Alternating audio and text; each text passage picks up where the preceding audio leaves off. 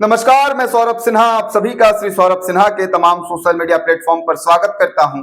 आज का किस्सा का ये 9वां एपिसोड है और आज हम भारतीय स्वतंत्रता संग्राम के एक महानायक के बारे में बात करेंगे जिन्हें लोग प्यार से बाघा जतीन कहते थे। भारत की आजादी की लड़ाई में कई वीरों ने अपने प्राणों की आहुति दी और अद्वितीय साहस का परिचय दिया। ऐसे ही एक वीर स्वतंत्रता सेनानी थे जतीन्द्र नाथ मुखर्जी, जिन्हें लोग प्यार से बाघा जतीन के नाम से जानते थे। उनका जीवन संघर्ष और साहस और बलिदान की एक अनूठी मिसाल है। उन्होंने ब्रिटिश शासन के खिलाफ सशस्त्र विद्रोह का नेतृत्व किया और अपने साहसिक कार्य से भारतीय स्वतंत्रता संग्राम में एक नया मोड़ लाया। जतीन्द्र नाथ मुखर्जी का जन्म 7 दिसंबर 1879 को बंगाल के कायाग्राम गांव में हुआ था। वो अपने माता पिता के 3 बच्चों में सबसे बड़े थे। बचपन से ही वह बेहद साहसी और बुद्धिमान थे। उनकी मां शारदा देवी ने उनके चरित्र निर्माण में बहुत ही महत्वपूर्ण भूमिका निभाई। शारदा देवी ने उन्हें न केवल धार्मिक और नैतिक शिक्षा दी बल्कि देशभक्ति की भावना भी जागृत की। जतीन ने अपने प्रारंभिक शिक्षा अपने गांव में पूरी की और फिर कोलकाता के सेंट्रल कॉलेजिएट स्कूल में दाखिला लिया।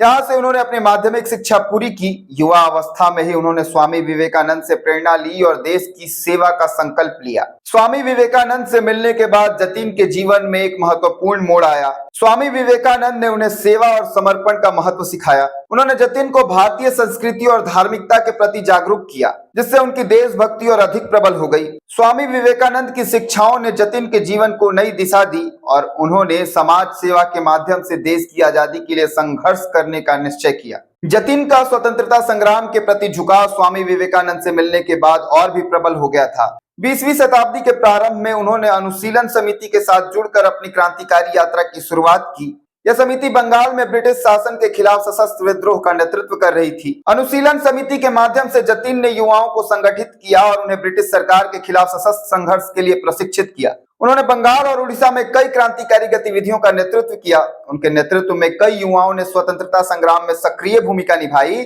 और ब्रिटिश अधिकारियों पर हमले किए। जतीन को बाघा जतीन का नाम तब मिला जब उन्होंने एक खतरनाक बाघ को अपने हाथों से मार गिराया। इस घटना ने उन्हें पूरे बंगाल में एक वीर और साहसी व्यक्ति के रूप में प्रसिद्ध कर दिया।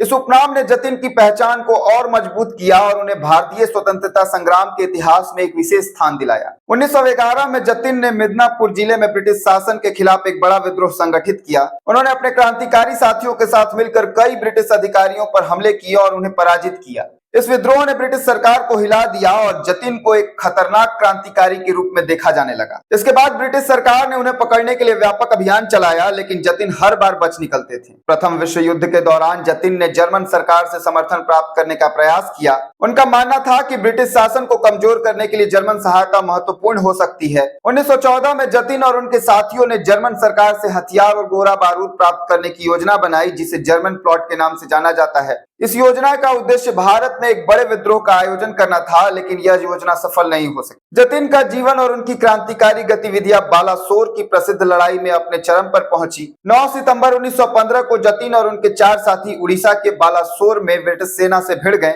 यह लड़ाई कई घंटों तक चली, जिसमें जतीन ने अपनी वीरता का अद्वितीय परिचय दिया। अंततः जतीन गंभीर रूप से घायल हो गए और उन्हें गिरफ्तार कर लिया गया। 4 दिन बाद 13 सितंबर 1915 को उन्होंने अपने प्राण त्याग दिए। जतीन्द्र नाथ मुखर्जी का जीवन और उनके बलिदान ने भारतीय स्वतंत्रता संग्राम को एक नई दिशा दी। उन्होंने न केवल अपने साहसिक कार्य से ब्रिटिश शासन को चुनौती दी, बल्कि भारतीय युवाओं को स्वतंत्रता संग्राम में सक्रिय भूमिका निभाने के लिए प्रेरित किया। उनकी वीरता और देशभक्ति की कहानियां आज भी भारतीय जनमानस में जीवित है और नई पीढ़ियों को प्रेरित करती है। उनका बलिदान भारतीय स्वतंत्रता संग्राम के इतिहास में एक सुनहरे पृष्ठ के रूप में अंकित है।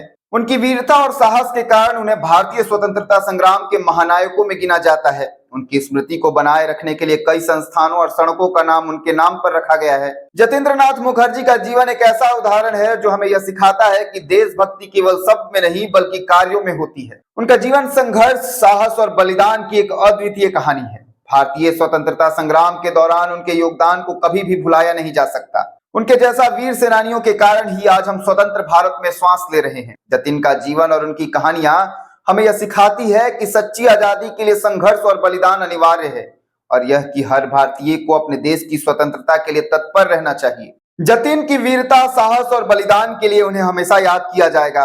भारतीय स्वतंत्रता संग्राम की यह कहानी हमें याद दिलाती है कि हमारे देश की आजादी की कीमत कितनी अधिक थी और इसे बनाए रखने के लिए हमें हमेशा सतर्क और एकजुट रहना चाहिए। आप हमें कमेंट कर जरूर बताएं कि आज का किस्सा आप सबों को कैसा लगा। वीडियो अच्छा लगा हो तो लाइक कर दे, सब्सक्राइब कर दे साथ ही अपने तमाम साथियों के साथ शेयर जरूर कर दें।